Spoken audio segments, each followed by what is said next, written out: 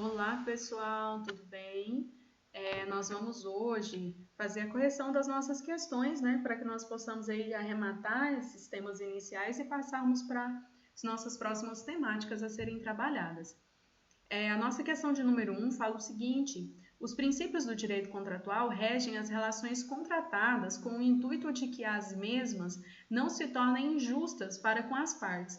O contrato é um acordo de vontades entre partes que tem por objetivo gerar obrigações que satisfaçam o interesse das partes. O direito contratual é regido por diversos princípios contratuais, alguns tradicionais e outros modernos. São as ideias que norteiam qualquer tipo de relação contratual e devem estar presentes em todos os contratos, sem existir uma relação de subordinação entre os princípios do direito contratual. Aí vem o questionamento, né? Assinale a alternativa correta. Questão A. A boa-fé objetiva é o estado de ignorância quanto ao vício que se apresenta em uma dada situação jurídica? Não, né, pessoal? A liberdade contratual no direito civil brasileiro é tendencialmente ilimitada, uma vez que, em atenção aos direitos individuais, sobretudo à livre iniciativa, não há limites de ordem pública ao seu exercício e à sua conformação? Não, né, pessoal? Essa liberdade ela é limitada pela função social, pela boa-fé, e nós sabemos também que hoje nós não somos totalmente livres, né? Nós não temos liberdade de escolher em alguns momentos com quem se contrata, de que forma se contrata. Letra C. A regra de que, quando houver no contrato de adesão cláusulas ambíguas ou contraditórias em que a interpretação será sempre mais favorável ao aderente é aplicável apenas às relações de consumo? Não, né? São aplicáveis a todas as relações. Letra D.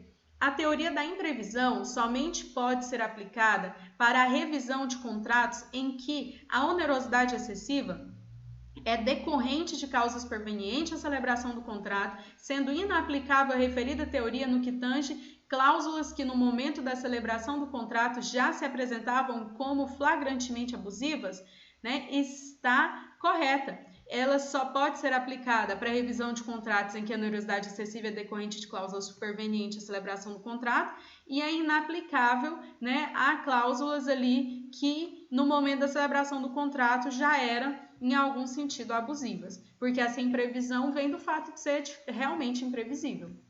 Questão de número 2. O contrato como acordo de vontades é o resultado de um negócio jurídico decorrente do encontro da vontade das partes que produz efeitos jurídicos, criando, modificando ou extinguindo obrigações. Como negócio jurídico, o contrato que gera obrigações para as partes, além de observar alguns requisitos, devem ser regidos por princípios contratuais, também essenciais para sua validade. Assinale a alternativa incorreta. Nos contratos de adesão, são nulas as cláusulas que estipulem a renúncia antecipada do aderente a direito resultante da natureza do negócio? Sim, né, pessoal? Nós não podemos fazer renúncia antecipada de direito em cláusulas contratuais. É lícito às partes estipular contratos atípicos? Sim, nós temos alguns modelos tipificados no Código Civil, mas nós podemos criar para que atenda às nossas reais necessidades. A proposta de contrato obriga o proponente, se o contrário não resultar dos termos dela, da natureza do negócio ou das circunstâncias do caso? Sim. Questão D, item D, né? Pode ser objeto de contrato a herança de pessoa viva? Não, nós sabemos que não pode, existe vedação expressa no nosso Código Civil em relação a isso. Questão de número 3. São os seguintes os princípios introduzidos pelo atual Código Civil no direito contratual brasileiro: autonomia das vontades das partes, força vinculante do contrato e igualdade das partes contratantes? Não, né? Esses contratos eles já existiam anteriormente à nossa Constituição e ao nosso Código de Defesa do Consumidor. Eu sei que essa questão pode ser um pouquinho difícil, pessoal, porque ela realmente traz aí na igualdade das partes, efeito do contrato somente em relação às partes contratantes, que é algo antigo, e a pacta sunt servanda também, que é algo antigo. Função social do contrato, boa-fé, autonomia das vontades das partes, intangibilidade do conteúdo do contrato também é algo que já existia. O que é novo é a dignidade da pessoa humana, a função social do contrato, a boa-fé objetiva e a justiça contratual, que são aí inovações do nosso Código Civil, né, introduzidos pelo nosso Código Civil. Questão de número 4. Sabemos que é por meio das relações obrigacionais que se estrutura o regime econômico.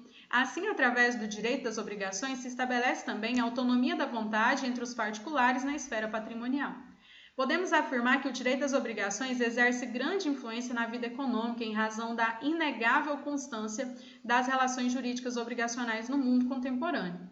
Intervém o direito contratual na própria vida econômica, principalmente nas relações de consumo, sob diversas modalidades e na distribuição dos bens. É correto afirmar que, pelo atual Código Civil brasileiro, o juiz pode intervir no contrato sempre que ocorrer onerosidade excessiva? Não, né? Ele precisa ser suscitado, ele não vai intervir ali sempre. Somente nos contratos paritários pode haver cláusulas abusivas? Não, cláusulas abusivas podem estar presentes em qualquer contrato. C. Para que possa haver intervenção judicial em um contrato, é necessário que a onerosidade excessiva seja decorrente de um fato imprevisível? Sim, né, pessoal? Onerosidade excessiva mais imprevisibilidade. D. Em razão do princípio da pacta sunt servanda, o juiz nunca pode intervir em um contrato? Não, até porque a pacta sunt servanda nem tem mais uma aplicabilidade prática em razão da função social do contrato. Agora, questões discursivas. Questão de número 5. Executar o contrato é cumprir suas cláusulas segundo a comum intenção das partes no momento da sua celebração. Executar contrato é cumpri-lo no seu objeto, nos seus prazos e nas suas condições, como veremos a seguir. No que toca aos direitos e obrigações das partes, o contrato administrativo, como qualquer contrato, deve ser executado fielmente, exercendo cada parte seus direitos e cumprindo suas obrigações. A doutrina majoritária traz 3 modalidades de execução, quais sejam execução instantânea, diferida e de trato sucessivo. Conceitue cada uma delas e, se possível, exemplifique. Os contratos de execução instantânea são os executados mediante um único ato, né, sendo cumprido imediatamente após sua celebração, o famoso contrato ali, negócio à vista, comprei, paguei, entreguei. Já os contratos de execução diferida se dão da mesma forma, com um ato único, porém em tempo futuro. Ele não ocorre instantaneamente, é o pagamento aí com 30 dias, 60 dias, mais uma única vez. Já o contrato de trato sucessivo ocorre de forma continuada e sucessiva, como, por exemplo, os contratos de aluguéis, né, e as prestações, os carnezinhos da vida aí que nós temos. E questão 6.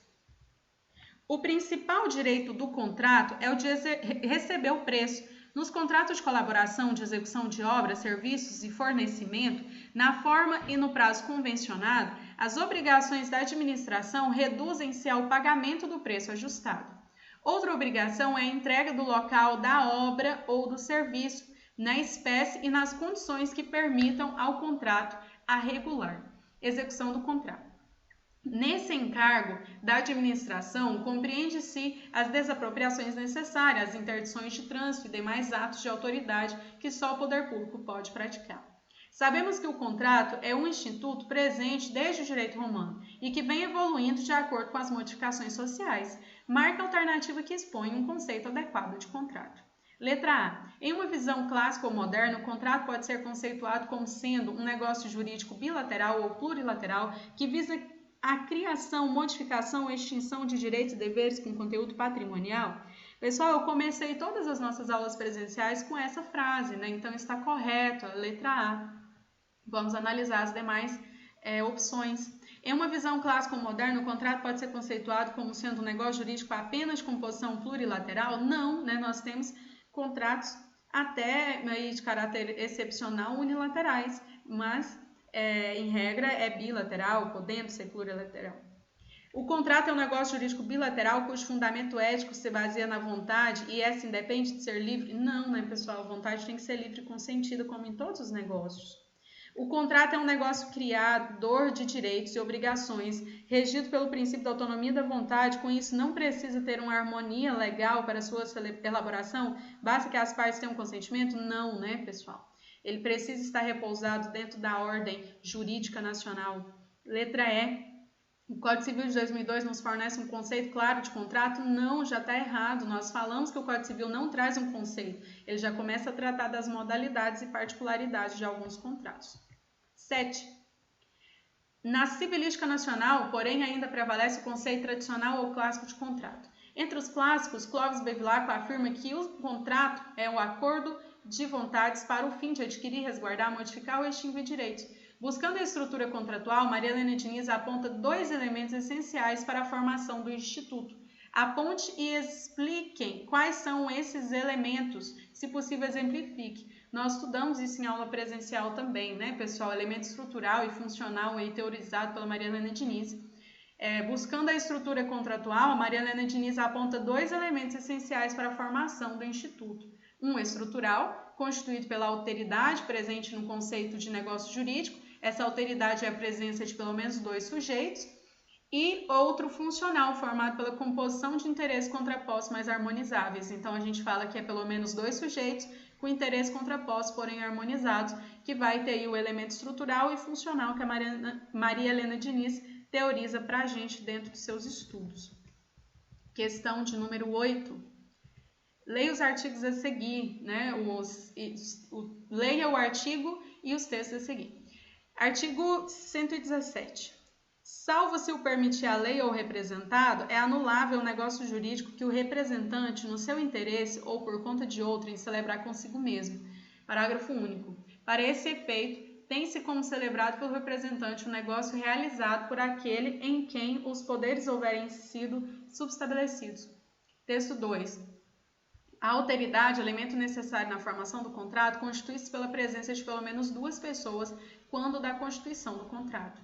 Com base nas leituras supracitadas, construa um parágrafo argumentativo acerca da autocontratação dentro do ordenamento jurídico brasileiro, seja claro e detalhista. Nós vimos que a autocontratação é em regra vedada, pessoal, porém com o mandato procuratório, onde seja permitido essa autocontratação, vai ser possível existir uma espécie de alteridade abstrata. Então, coloco aí para vocês como exemplo de resposta. Justamente pela existência desses 2 elementos é que seria vedada a autocontratação ou celebração de um contrato consigo mesmo. Mas dúvidas surgem quanto a essa possibilidade se analisado o artigo 117 do atual Código Civil Brasileiro, cuja redação nos é pertinente. Pois bem, de acordo com o dispositivo em questão, é possível a outorga de poderes para que a pessoa que representa outrem celebre um contrato consigo mesmo, no caso um mandato em causa própria. Não estando presente essa autorização ou havendo proibição legal, o mandato em causa própria é anulável. Né? Isso foi muito bem estudado e aprofundado por nós dentro da sala de aula. Questão de número 9, faça a leitura. O conjunto de princípios inovadores, como a proteção da boa-fé objetiva, a interpretação mais favorável, a inversão do ônus da prova diante da verossimilhança do pedido ou da hipossuficiência, tem pertinência com a preocupação constitucional da redução das desigualdades e com o efetivo exercício da cidadania. Palavras aí de Felipe Topedinho. Vários desses princípios foram reafirmados pelo atual Código Civil. O princípio da autonomia da vontade sofre algumas limitações. A primeira das limitações é quanto à liberdade de se contratar. A segunda das limitações é quanto à escolha de com quem se contrata. E a terceira limitação diz respeito ao conteúdo do contrato. Faça um texto argumentativo explicando essas limitações, sabendo que as mesmas não são criações próprias do legislador ou até mesmo da doutrina, mas são decorrências práticas do mundo negocial, o qual é dinâmico e se mantém em constante transformação. O princípio da autonomia da vontade, ele sofre algumas limitações. A primeira das limitações é quanto à liberdade de se contratar, porque nos dias atuais, praticamente todos os cidadãos realizam alguma forma de contrato, seja ao pegar um transporte público, comprar um produto, etc. A segunda das limitações é quanto à escolha de com quem se contrata. Existem hoje serviços públicos que só podem ser realizados por determinado grupo do governo, exercendo um verdadeiro monopólio, como a prestação de serviço de água, energia elétrica, que nós tratamos em sala também. Lembra que nós falamos da CELG, da Enel? Por fim, a terceira limitação diz respeito ao conteúdo do contrato. O mesmo sofre limitação pela função social do contrato, boa-fé objetiva, Código de Defesa do Consumidor e pelas exigências da supremacia da ordem pública. Né? Não há aí, de fato, uma liberação para você contratar sobre tudo. Né? Isso tem que estar de acordo com a lei, a moral, os bons costumes, o objeto tem que ser lícito, possível, determinado, determinável, coadunando com a função social, com a boa-fé e tudo mais. Então, nós temos limitação sobre com quem se contrata, o que se contrata, né, e de que forma, e temos várias limitações. Questão de número 10, última questão. Interpretar o negócio jurídico é, portanto, precisar o sentido e alcance do conteúdo da declaração de vontade. Busca-se apurar a vontade concreta das partes, não a vontade interna, psicológica, mas a vontade objetiva, o conteúdo, as normas que nascem da sua declaração. Acerca da interpretação dos contratos, marque a assertiva correta. A. Disse que a interpretação contratual é declaratória quando tem como único escopo a descoberta da intenção do magistrado diante dos contratantes no momento da celebração do contrato? Não, né, gente? Quando nós falamos que a interpretação contratual é declaratória, quando tem como único objetivo a descoberta da intenção do magistrado, está errado, não é do magistrado, né? O erro está aqui, a intenção das partes. A declaração é construtiva ou integrativa quando o objetivo o aproveitamento do contrato mediante suprimento das lacunas e pontos omissos deixados pelas partes? Sim, nós vamos aproveitar com base no criacionismo judiciário, fazer o reaproveitamento do contrato, nós estudamos isso em sala. C. A integração contratual preenche, pois, as lacunas encontradas nos contratos, complementando-os por meio de normas supletivas, especialmente as que dizem respeito à sua função social, e atendendo ao objetivo master de gerar lucro aos contratantes, pois essa finalidade não, né? O objetivo nem sempre é lucro, mas é igualdade, justiça contratual, equidade das prestações. Na interpretação é vedada ao juiz se desviar daquilo que está escrito, não podendo, portanto, buscar princípios. Não, né? Nós vimos que ele parte do que está escrito, mas ele tenta chegar na real declaração das partes. Nas declarações de vontade, atenderá mais ao sentido literal da linguagem do que a intenção nelas consubstanciadas? Não, né? Ao contrário, buscará ter mais atenção na intenção do que no sentido literal da linguagem. Então, letra B. Pessoal, sobre a nossa correção é isso, né? Em breve teremos mais vídeos aí sobre os nossos conteúdos posteriores. Vamos manter o nosso ritmo, manter o nosso foco. Qualquer coisa eu estou disponível online no fórum de dúvidas e nas demais redes de comunicação. Contem comigo e um abraço.